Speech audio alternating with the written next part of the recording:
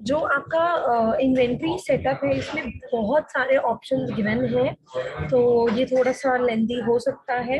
तो इसीलिए inventory setup में आपको सारे ऑप्शंस, कुछ ऑप्शंस आपकी आईडी में भी बाय डिफॉल्ट ऑन होंगे, तो इसीलिए आप उनको, मतलब मैं एक्सप्लेन कर रही हूँ वन बाय वन, आपको सारे पॉइंट्स उसके अकॉर्डिंग आप कॉन्फ़िगर कर सकते हैं। और जो ऑप्शन आपको नहीं चाहिए उनको प्लीज आप डिसेबल कर दीजिएगा, अदरवाइज जब आप बिलिंग के लिए जाएंगे तो वहां पे आपको अदरवाइज काफी सारे ऑप्शंस शो होंगे, तो आज साइड बाय साइड आप इसको करते रहिए। ठीक है, तो यहाँ पे सबसे पहला ऑप्शन आइटम लेबल है। आप अपने आइटम्स को कैसे एड्रेस करते हो, लाइक आइटम बोलते हो, आर्टिकल बोलते हो, सर्विस बोलते हो, एसक्यू बोलते हो, तो वो आपको यहाँ पे सिलेक्ट करना है। फिर इसके बाद आता है maintain separate pack unit. Maintain separate pack unit का मतलब है कि अगर आपके आइटम्स पे मल्टीपल यूनिट एप्लीकेबल होती है तो आप इस ऑप्शन को ऑन कर सकते हैं। अब इसका एक बहुत ही बेसिक एग्जांपल मैं देती हूँ। पेंसिल जो होती है, पेंसिल या पेन आप मान लीजिए, पेन आपका एक भी सेल होता है कि एक क्वांटिटी, दो क्वांटिटी भी सेल होती है, और बॉक्स के अकॉर्डिंग भी होता है कि एक बॉक्स आपने परचेज कर लिया या एक पैकेट परचेज कर लिया। तो जो शॉपकीपर होता है उसे जो स्टॉक मेंटेन करना होता है वो सिंगल पीसेस में भी करने होता है और उन्हें बॉक्स में भी मेंटेन करना होता है। ठीक है, या जिनका अल्कोहल का बिजनेस होता है उनका कैसे रहता है कि केस आता है, केस में बॉटल्स होती है, लाइक 10 बॉटल हो गई, 12 बॉटल हो गई, तो उनको दो यूनिट्स में मेंटेन करना पड़ता है, सिंगल में भी, मतलब पीसेस में भी या नंबर्स में भी, और साथ में बॉक्स या केस में भी। तो उन्हें ये सेपरेट पैक यूनिट ऑन करना होता है, और इसमें आप अप टू 2 यूनिट्स तक ही आप इसको ज्वाइन, मतलब इसको आप कर सकते हैं, मेंटेन कर सकते हैं। फिर इसके बाद में आपको दिया हुआ है manage warehouse. Warehouse जो है आप इसको ऑन कर सकते हैं। तो जितनी भी आपकी ऐसी ट्रांजेक्शन्स हैं जिसमें आपका सिर्फ मतलब जिसमें स्टॉक इन्वॉल्व है, वहां पे आपको वेयर हाउस सिलेक्ट करना होगा। ये मैंडेटरी हो जाएगा फिर आपका सिलेक्ट करना। और यहाँ पे मैं थोड़ा सा जो है मल्टी लोकेशन से भी इसको रिलेट करूंगी। अगर आपने मल्टी लोकेशन ऑन की हुई है तो उसके साथ में आप वेयर हाउस को ऑन मत कीजिए। ठीक है, अदरवाइज आपको काफी ज्यादा कॉम्प्लिकेटेड हो जाएगा, कंफ्यूजन हो जाएगा। ठीक है, जैसे फॉर एग्जांपल मान लीजिए मेरा एक वेयर हाउस है और 2 ब्रांचेस हैं, ठीक है, या 2 स्टोर है और एक वेयर हाउस है, तो उसमें आप ऐसे मत कीजिए कि लोकेशन में तो आपने 2 स्टोर्स बना लिया और अलग से वेयर हाउस ऑन कर लिया और यहाँ पे आपने एक वेयर हाउस बना दिया। नहीं, ऐसे मत कीजिए। जो आपका एक वेयर हाउस है उसको भी एज अ ब्रांच ही ट्रीट कीजिए, अलग से वेयर हाउस उसके लिए खोलने की जरूरत नहीं है। But on the other hand, अगर मेरे 2 लोकेशन है, एक दिल्ली है एक मुंबई है, और दिल्ली में मेरे 2-3 वेयर हाउस है और मुंबई में मेरे 2-3 वेयर हाउस है, या मेरे एक सिटी में, ठीक है, 2 लोकेशन है और उनमें मेरा अलग अलग वेयर हाउस है। ठीक है, जैसे एक सिटी में मेरा स्टोर भी है और एक वेयर हाउस भी है, और दूसरी सिटी में भी मेरा एक स्टोर है और एक वेयर हाउस है, तो आप दोनों को साथ में ऑन कर सकते हो, लोकेशन और वेयर हाउस। यानी कि अगर आपकी लोकेशन में भी वेयर हाउस है तो आप इस ऑप्शन को ऑन कीजिए। ठीक है, थर्ड जो कंडीशन है वेयर हाउस ऑन करने की, कि अगर आपकी लोकेशंस नहीं है, यानी कि ब्रांचेस नहीं है, सिर्फ वेयर हाउस है, आपको बिलिंग वगैरह कुछ नहीं करना, उन वेयर हाउस में आपका सिर्फ स्टॉक मेंटेन हो रहा है, तो आप खाली वेयर हाउस को ऑन कर सकते हैं। उस केस में फिर आपको लोकेशन ऑन करने की जरूरत नहीं है। ठीक है, तो इसीलिए दोनों को साथ में ऑन मत कीजिए, प्रेफर यही कीजिए कि या तो सिर्फ लोकेशन ही ऑन हो या आपके वेयर हाउस ही ऑन हो। ठीक है, और वेयर हाउस में आपको, मतलब अब आपके सिर्फ जो स्टॉक रिपोर्ट्स है उसमें शो होगा, सेल्स या परचेज रिपोर्ट में आप वेयर हाउस वाइज नहीं देख सकते हैं। ठीक है, और अगर इससे रिलेटेड अगर अब अभी आपको समझ में नहीं आया या कोई भी अगर कंफ्यूजन रहता है तो you can raise support ticket from here, और एल्स आप जो है सपोर्ट नंबर पे कॉल करके इसके रिगार्डिंग क्लैरिफाई आप कर सकते हैं। ठीक है, तो इसके बाद में आपको यहाँ पे दिया हुआ है बारकोड स्कैन लुकअप। ठीक है, अगर आपको बारकोड स्कैन करना है तो आप यहाँ से कर सकते हैं। यहाँ से आपको, मतलब इस ऑप्शन को ऑन करेंगे तो क्या होगा कि सेल्स इनवॉइस के टाइम पे आपको एक फील्ड मिल जाएगा स्कैन करने के लिए। अगर आप इसको ऑफ रखेंगे ना तो नहीं आएगा ये स्कैनिंग का जो फील्ड दिया हुआ है। ठीक है, इसको हम क्लोज करते हैं। तो यहाँ पे काफी ऑप्शंस दिए हुए हैं कि आपको क्या स्कैन करना है। आपको आइटम कोड स्कैन करना है, आपको बारकोड स्कैन करना है, आपको सीरियल नंबर स्कैन करना है, तो वो आप यहाँ से सिलेक्ट करेंगे। फिर इसके बाद में आपको दिया हुआ है, इसके बाद में आपको ऑप्शन दिया हुआ है अलाउ नेगेटिव, अच्छा मैनेज मिनिमम स्टॉक भी है। अगर आपको मिनिमम लेवल्स मेंटेन करना है तो आप इस ऑप्शन को ऑन कर सकते हैं। मिनिमम स्टॉक लेवल आप सेट कर सकते हैं आइटम क्रिएशन के टाइम पे। मान लीजिए मैंने सेट कर दिया कि भाई अगर इस आइटम का मेरे पास 5 पीस से अगर कम जाता है स्टॉक तो मुझे एक मतलब एक नोटिफिकेशन मिल जाना चाहिए, तो वो आपको इस ऑप्शन से मिल जाएगा। ठीक है, वो आपको नोटिफिकेशन भी दे देगा और साथ में आप रिपोर्ट भी देख सकते हैं।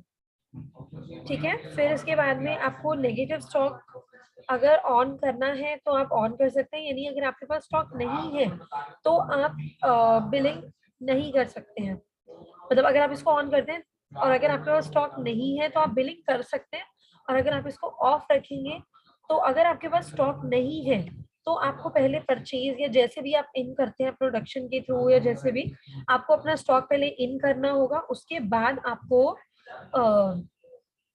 क्या कहते हैं स्टॉक आउट करना होगा, यानी सेल्स बिल वगैरह आप बना सकते हैं। फिर इसके बाद आता है आपका सब आइटम। सब आइटम इसका बहुत ही बेसिक एग्जांपल मैं देती हूँ आपको। लाइक पेंट होता है, पेंट सब आइटम क्या है कि सिर्फ वेरिएशन के लिए होता है आपका। जैसे पेंट है, मेन आइटम मेरा हो गया पेंट, और उसमें मेरे पास बहुत सारे अलग अलग कलर्स हैं, ब्लू पिंक ग्रीन, इस तरीके से आप कोई भी कलर लीजिए, सबका प्राइस जीएसटी वगैरह सब कुछ सेम है, सिर्फ वेरिएशंस है, कलर में डिफरेंस है, तो उसके लिए आप सब आइटम को ऑन कर सकते हैं। ठीक है, बट अगर आपका आइटम या अगर कलर या साइज वगैरह कुछ भी आपका चेंज हो रहा है, मतलब रेट वगैरह उसमें चेंज हो रहा है, तो आप सब आइटम को ऑन नहीं कर सकते हैं। ठीक है, सब आइटम में सिर्फ और सिर्फ आप वेरिएशन डाल सकते हैं, दैट्स इट। बाकी रेट वगैरह सब कुछ वो मेन आइटम के अकॉर्डिंग लेगा। स्टॉक वैल्यूएशन मेथड आपका फीफो ही रहता है मोस्टली। ठीक है, बाकी ऑप्शंस भी हमने दिए हुए हैं लीफो या वेटेड एवरेज, बट मोस्टली आपका फीफो ही रहता है। इसके बाद में आपको दिया हुआ है प्रिंट डिस्क्रिप्शन ऑन डॉक्यूमेंट। ये जो ऑप्शन है ये आपका सेपरेट प्रिंट डिस्क्रिप्शन के लिए होता है। जैसे जिनका जॉब वर्क का काम है या मैन्युफैक्चरिंग का काम है, ठीक है, या फिर सर्विस में है, तो उन्हें क्या होता है कि आइटम के साथ डिस्क्रिप्शन भी डालना होता है कुछ आइटम्स। तो अगर आप इस ऑप्शन को ऑन करते हैं तो आप अपने आइटम का डिस्क्रिप्शन डाल सकते हैं, जो कि इनवॉइसिंग के टाइम पे आइटम के नेम के साथ अलग से प्रिंट हो जाए। ठीक है, इसके बाद में आपको ऑप्शन गिवन है item coding configuration. Align books में आपके जो आइटम कोड्स हैं वो आपके ऑटोमेटिक रहते हैं, लेकिन अगर आपको खुद से कोड देने हैं, अगर आपको खुद से अपने कोड्स देने हैं तो आप इसको मैनुअल कर सकते हैं। मैनुअल करने से आप अल्फा न्यूमेरिक या जैसे भी आपको देना है कोड वैसे आप दे सकते हैं, बट यहाँ रिस्ट्रिक्शन है कि अप टू 7 कैरेक्टर्स तक ही आप जो है कोड दे सकते हैं। 7 कैरेक्टर से ज्यादा का अगर है तो आप यहाँ पे फिर मेंशन नहीं कर सकते हैं। बाकी आप ग्रुप बेस्ड भी कोड रख सकते हैं, जो आपके ग्रुप का कोड होगा उसके अकॉर्डिंग आपके आइटम्स का कोड वो ले लेगा, और ये न्यूमेरिक में ही रहेगा, मतलब अल्फा न्यूमेरिक सिर्फ मैनुअल के केस में आ सकता है। ठीक है, देन इसके बाद में आपको ऑप्शन गिवन है आइटम सिलेक्शन का। आइटम सिलेक्शन आपका आइटम वाइज ही है, आप चाहे तो ग्रुप वाइज भी कर सकते हैं। ग्रुप वाइज में क्या होता है आपका, जैसे मान लीजिए ये ग्रुप लेवल पे ना उनका रहता है जिनको टच पॉज यूज करना होता है। यहाँ पे ऑप्शन गिवन है टच पॉज। ठीक है, जैसे ये आपका रेस्टोरेंट वगैरह में ज्यादा रहता है। जैसे मान लीजिए मेरे पास काफी सारी कैटेगरीज हैं, veg non veg, cold drinks या डेजर्ट्स, इस तरीके से। और मैंने क्या किया, मैंने सॉफ्ट ड्रिंक्स पे अगर क्लिक किया तो मेरे पास सिर्फ सॉफ्ट ड्रिंक्स आएंगे, अगर मैंने वेज पे क्लिक किया सिर्फ जो वेज वाले आइटम्स है वही आएंगे।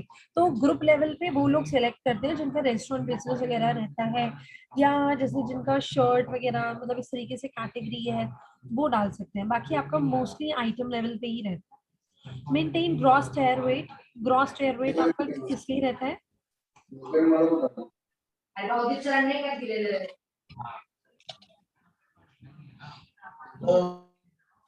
ग्रॉस टेयर वेट आपका रहता है कि आप अगर इसको ऑन करते हैं तो बिलिंग के टाइम पे आपको जो है ग्रॉस वेट और टेयर वेट अलग से देना होगा, उसके अकॉर्डिंग आपकी क्वांटिटी कैलकुलेट हो जाएगी। ठीक है, ये आपका जहाँ पे कंटेनर का अलग से वेट होता है और मतलब जो भी आइटम है उसका वेट अलग से होता है, उसके लिए रहता है।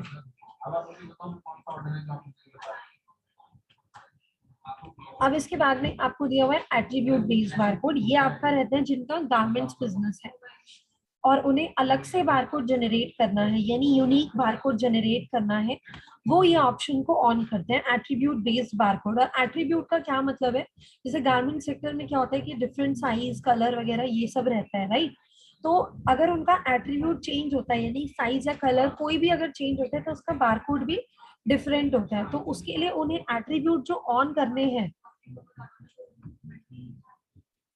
यहाँ से ऑन करना है। ठीक है, तो यहाँ से आप साइज कलर साइज ये सब आप फील्ड क्रिएट करेंगे। जैसे मैंने यहाँ डाला साइज कलर साइज, यहाँ से आपने मास्टर लेना है, सिलेक्ट करना है।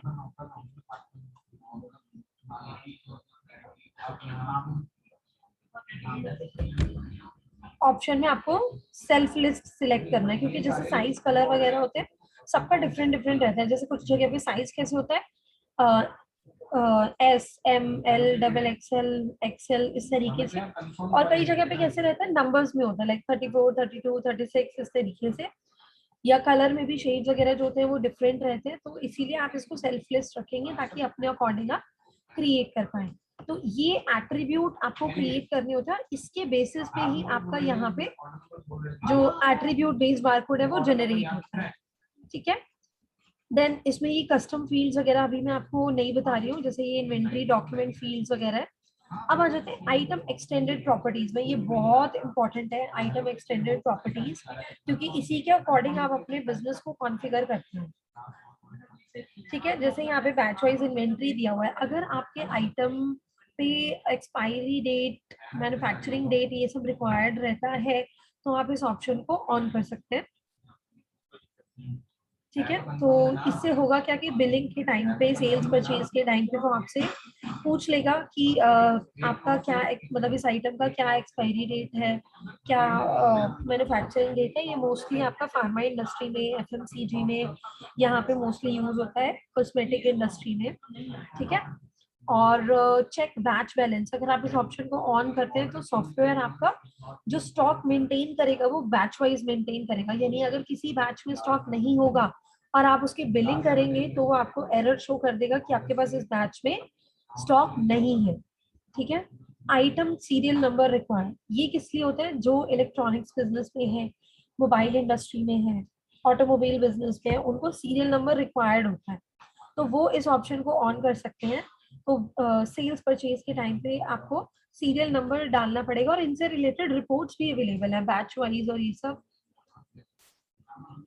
आपको रिपोर्ट्स भी मिल जाएंगे इनसे रिलेटेड, सेल्स परचेज हर जगह आप देख सकते हो, बैच के अकॉर्डिंग भी सीरियल नंबर के अकॉर्डिंग भी। फिर आता है यहाँ पे नंबर ऑफ सीरियल फील्ड्स, जैसे आपका मोस्टली बन ही रहता है, बट जैसे आपका ऑटोमोबाइल का अगर बिजनेस है या अगर आप इलेक्ट्रॉनिक्स बिजनेस में, तो वहाँ पे 2 सीरियल नंबर भी रिक्वायर्ड होते हैं, तो यहाँ से आप 2 ले सकते हैं। फिर इसके बाद में यहाँ पे आता है इसको मैं थोड़ा सा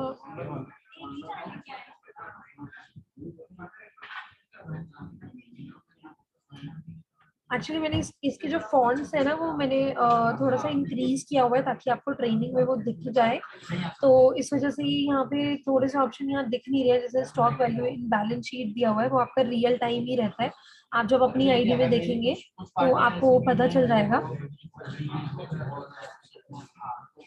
तो अब इसके बाद में हम आ जाते हैं ये एट्रीब्यूट भी मैंने आपको बता दिया है।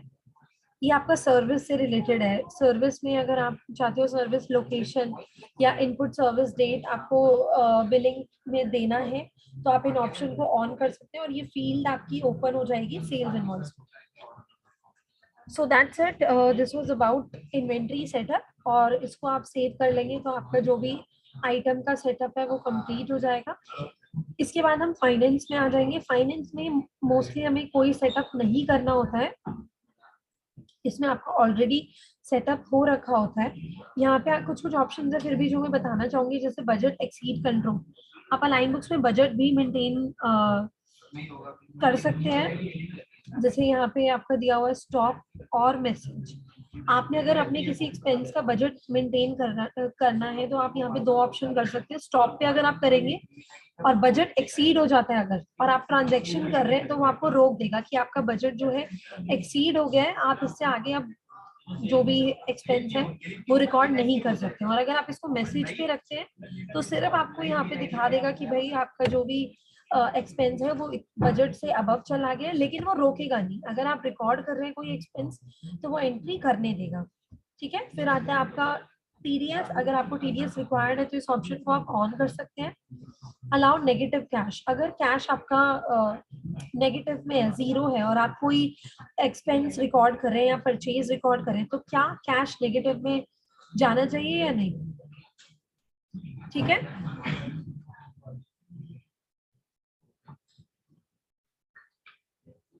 अब इसके बाद में आपको यहाँ बैंक रिकंसिलिएशन दिया हुआ है, जो कि आपका बैंक स्टेटमेंट के थ्रू है या फिर मैनुअल, दोनों में से आप कोई भी सिलेक्ट कर सकते हो, जैसे भी आपको करना है। फिर इसके बाद में आता है लेजर एट्रीब्यूट। ये किस लिए गिवन है? जैसे अगर किसी को अगर अपना प्रोजेक्ट वाइज मेंटेन करना है, सेल्स परचेज या कॉस्ट सेंटर वाइज मेंटेन करना है, वो यहाँ पे लेजर एट्रीब्यूट ऑन कर सकते हैं।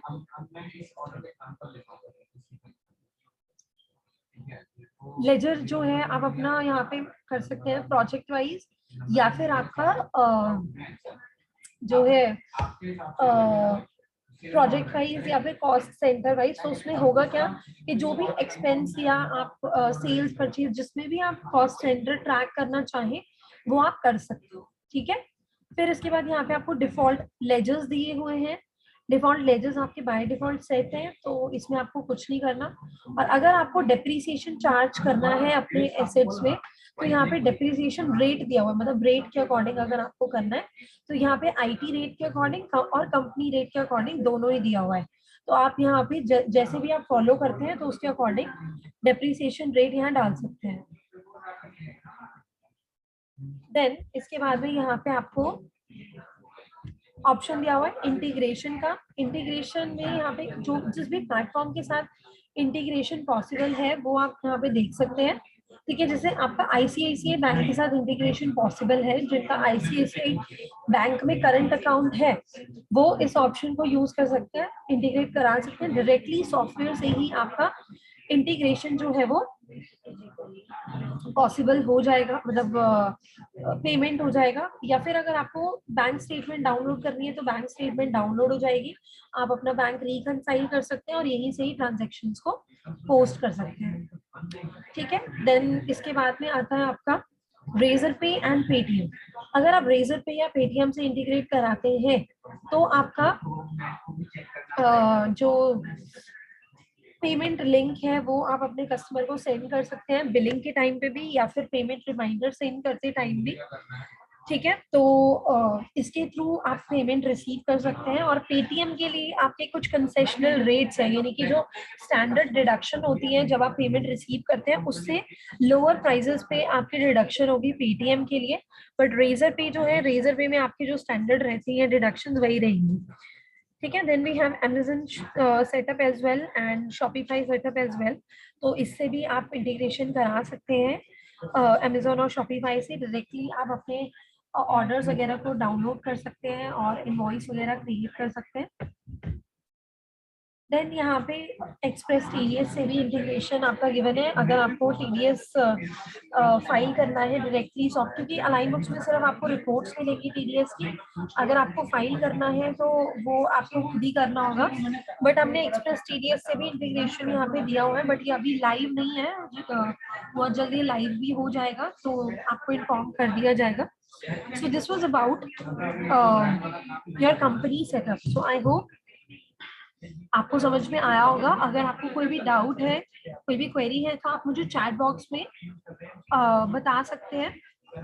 और प्लीज जिन्होंने अपना मतलब रजिस्टर्ड मेल आईडी नहीं दिया है, मैंने पर्सनल में भी डायरेक्ट भी आपको मैसेज किया है, बट स्टिल मुझे कोई रिस्पॉन्स नहीं मिला है, प्लीज अपना रजिस्टर्ड मेल आईडी शेयर कीजिए, वरना आप क्यूए सेशन के लिए एलिजिबल नहीं हो पाएंगे। क्योंकि क्यूए सेशन जो आपका 1-to-1 सेशन होगा वो तभी पॉसिबल हो पाएगा जब आप अपने ये 3 लेवल की ट्रेनिंग लेंगे। अभी ये 1 लेवल तो हो गया, 12:30 आपका मास्टर्स क्रिएशन और सेल्स एंड वॉइस वगैरह पेमेंट्स वगैरह कैसे आप क्रिएट करेंगे उसके लिए होगा।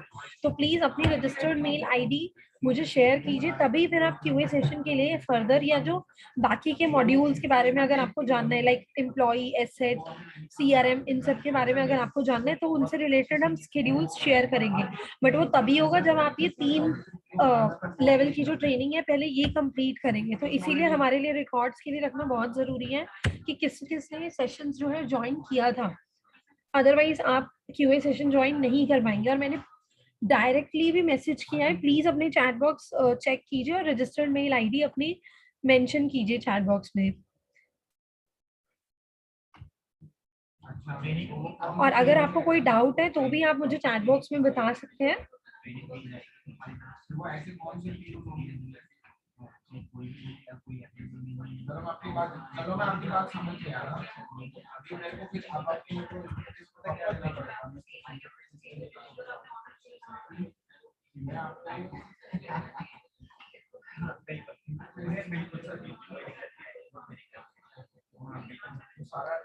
किसी को कोई भी डाउट है तो आप बता सकते हैं मुझे चैट बॉक्स में।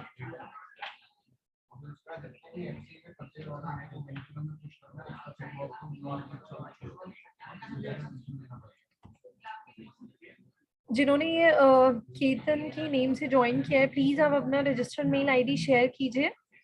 कीर्ति के नेम से भी जिन्होंने ज्वाइन किया हुआ है, वृशाली, इन्होंने भी ज्वाइन किया हुआ है, प्लीज अपना रजिस्टर्ड मेल आईडी शेयर कीजिए।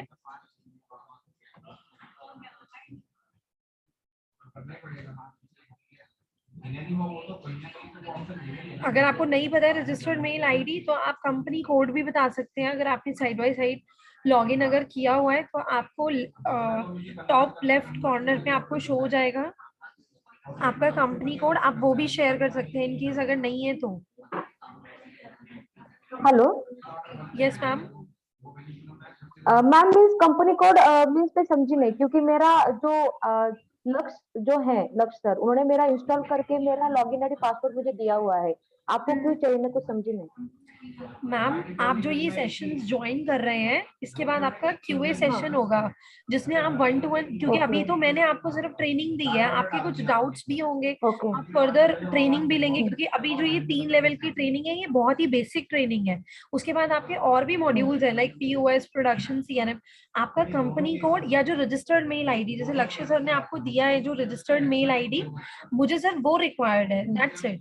क्योंकि वो हम रिकॉर्ड्स के लिए अपने पास रखेंगे कि आपने सेशन ज्वाइन किए थे। हाँ जी।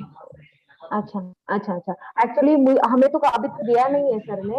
ओके, लेकिन मुझे मेरा लॉगिन आईडी पासवर्ड ही दिया था, क्योंकि जब तक ट्रेनिंग नहीं हुई तब तक हमें कुछ भी उन्होंने नहीं दिया था, खाली मुझे ही दिया था। लक सर मुझे थोड़ा बहुत सिखा रहे थे, ठीक है। तो मैं एक बार सर से बात कर लेती हूँ, प्रतीक सर के साथ, शायद उनका ही मेल आईडी है। अच्छा अच्छा ठीक है मैम, फिर आपको मैं, हाँ प्रतीक सर ने तो आप रोबोमैक ऑटोमेशन से है ना? ओके ओके ओके, ठीक है ठीक है ठीक है, देन इट्स ओके, क्योंकि मुझे लगा कि आप आपकी अलग कंपनी है तो इसलिए वो है। ठीक है, तो आप सभी ने जो ज्वाइन किया है वो सभी का यही है, रोबोमैक ऑटोमेशन से ही है ना आप जी सभी जी का? मैम, जी जी, रोबोमैक की टीम है ma'am. Okay okay, no issue then, no issue. If you have any query आप जो है चैट बॉक्स में बता सकते हैं मुझे। या फिर आप 12:30 जो सेशन है वो ज्वाइन कर लीजिएगा। जी। ओके, तो किसी को कोई भी डाउट है तो आप हेलो। बता सकते हैं अभी। Yes ma'am. जी मैम। क्योंकि ये अभी सिर्फ सेटअप के बारे में मैंने आपको समझाया था, आगे जो है 12:30 जो सेशन होगा उसमें आपका मास्टर्स क्रिएशन और सेल्स इनवॉइस, परचेज इनवॉइस, ये सारा रहेगा। ठीक है, मतलब प्रैक्टिकली वहां से स्टार्ट होगा, अभी जी तो मैंने मैम। सेटअप ही बताया था। ओके हाँ मैम, एक्चुअली मैम मेरे पास सेल्स और परचेज दोनों हैं, तो मुझे ओके सेल्स के इनवॉइस और परचेज के इनवॉइस कैसे फीड करने हैं, कैसे एंटर करने हैं, वो सब जानना है। ओके। और ओके मैम जो भी बैंक की एंट्रीज होती है, जैसे कि हमारा एक बैंक अकाउंट है, ओके, एचडीएफसी में, तो यस पूरा मैम। बैंक रिकंसिलिएशन मेरे पास होता है। ओके। ओके हेलो, आवाज आ रही ma'am? Yes ma'am. Yes ma'am. Hello. Hello. हाँ हाँ, तो बैंक रिकंसिलिएशन की भी एंट्रीज मुझे वो सब उसका भी ट्रेनिंग चाहिए था मैम, मैंने लक्ष्य सर को भी बोला था। मैम ये जो अभी आपने मुझे अभी बताया, जो जो चीजें आपको पूछनी है वो सब लेवल 2 में कवर होगा, जो कि 12:30 है। तो आप 12:30 ओके। वाला लिंक है उसको ज्वाइन कर लीजिएगा। ठीक है, तो उसी में मैं सारा कुछ ही एक्सप्लेन करूंगी। ठीक है। जी जी ma'am, okay ma'am, okay ma'am. Okay, तो अभी मैं ये सेशन वाइंड अप कर रही हूँ, इतने आप भी मतलब थोड़ा सा रेस्ट ले सकते हैं। Then 12:30 will start again for the level 2। Okay. जी ma'am. Okay, thank you so much everyone okay ma'am, okay. for joining this session. Thank you.